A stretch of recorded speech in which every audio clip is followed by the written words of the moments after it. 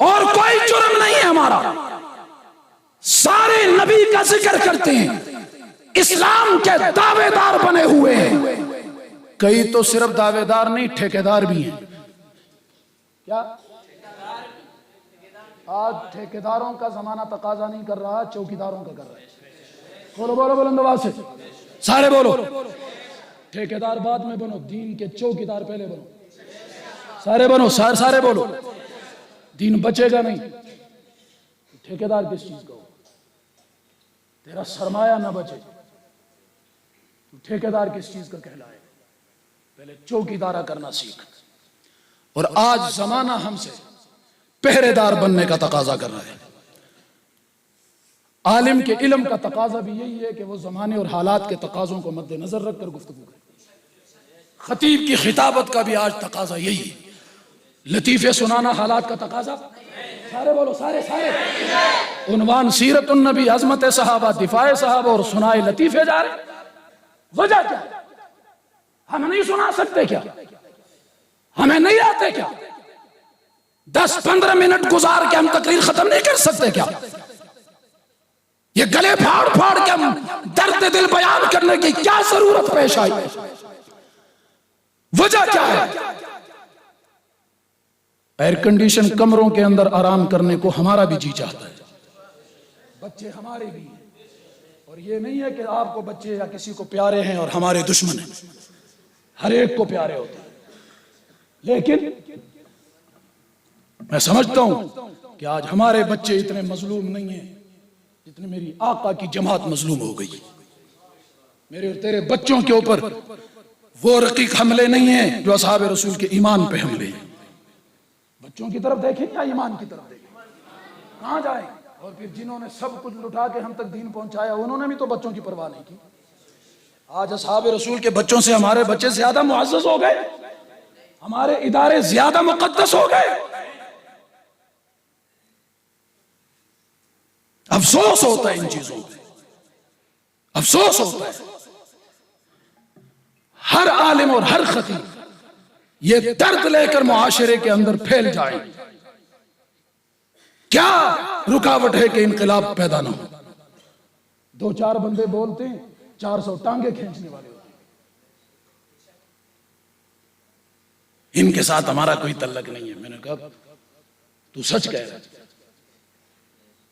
हजरत कराची के अंदर वो जो काफी साल पहले सक्कर एक्सप्रेस, उसमें जो तबर्रा लिखा गया था, वो ओरिजिनल तस्वीर मैं उस दौर में पूरे पंजाब में केपी के मुख्तलिफ बड़ी बड़ी कॉन्फ्रेंसों में वो तस्वीरें साथ लेकर एहतजाज उस पर करता रहा और दिखाता रहा।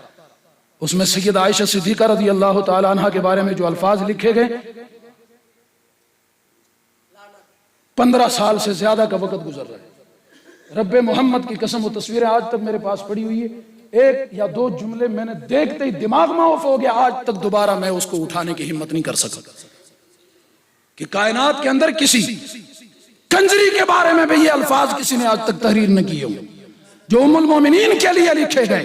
बहुत सारे हजरात के साथ राब्ता किया गया कि जी इस पे आप किरदार अदा कीजिए, आप मैदान में आए, हम निकलते हैं, सर पे शफकत का हाथ रखिए, हमारा साथ दीजिए, शाबाश दीजिए, हौसला दीजिए। कईयों ने कहा जाओ हम इतने फारिग नहीं हैं, तुम जानो और सहाबा जाने, तुम जानो। और हो कारकुन बड़े परेशान हो गए थे। मैंने उस जमाने में भी कहा था कि सिपाही साहबा के वर्करों और कारकुनों कायदीन तुम्हें मुबारक हो, दुनिया के अंदर बड़े बड़े लोगों ने गवाही दे दी कि साहबा सिर्फ तुम्हारे हैं। मैंने कहा इस पे तो तुम्हें हजरत को मुबारकबाद देनी चाहिए थी, आपको तो खुश हो जाना चाहिए। साहबा हमारे जिम्मे लगाए गए। किसी के जिम्मे चोर लगते हैं, किसी के जिम्मे डाकू लगते हैं, किसी के जिम्मे बदकार लगते हैं, किसी के जिम्मे जुवारी लगते हैं। हमारे जिम्मे नबी की जमात लगाई गई। कह दो अल्हम्दुलिल्लाह, कह दो अल्हम्दुलिल्लाह। यही वजह है, इस चीज को हम समझ चुके हैं। यही वजह है कि तख्तेदार पे चढ़ते हुए भी असहाब रसूल की इज्जत और अजमत के तराने बुलंद किए गए, तारीख नोट करेगी।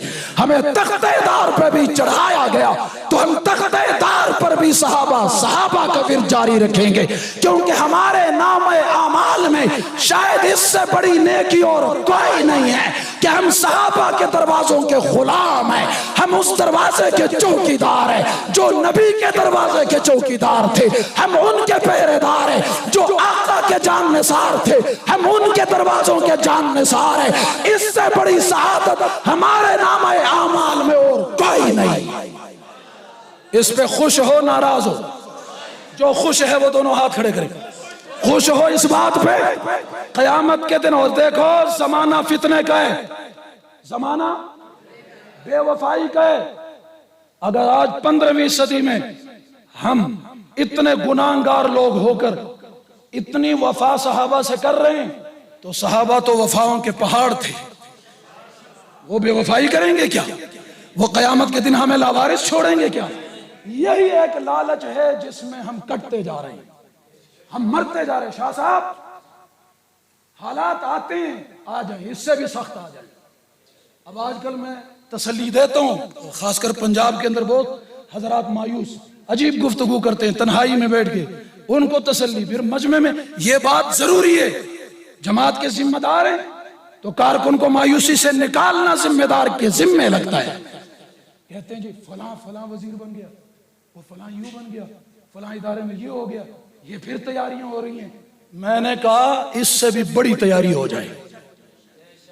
जब मौत व हयात के फासले हमने मिटा दिए, गम किस चीज का? हम जिंदा रहे तब भी कामयाब है, मर गए तब भी कामयाब है। और मरना तो सबने, मरना तो वो जिससे हमें डराया जा रहा है, मरना तो उसने भी, मरना तो